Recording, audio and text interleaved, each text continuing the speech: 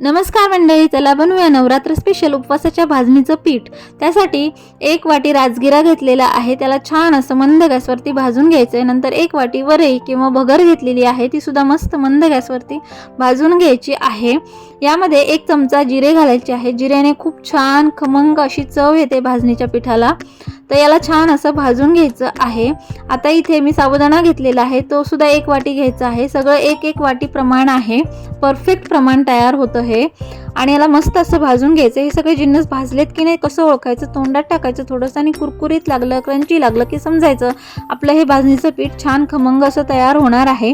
हे एका ताटात काढून घेतलेलं आहे, त्याला छान असं गार करून घ्यायचं। मिक्सरच्या छोट्या भांड्यात घालायचंय आणि याचं छान बारीक असं पीठ तयार बनवून घ्यायचं। या पिठापासून उपवासाच्या भाकरी, उपवासाचे थालीपीठ आणि उपवासाचं घावणं खूप छान तयार होतं। तर हे परफेक्ट प्रमाण आहे, असं पीठ तुम्ही आजच तयार करून ठेवा।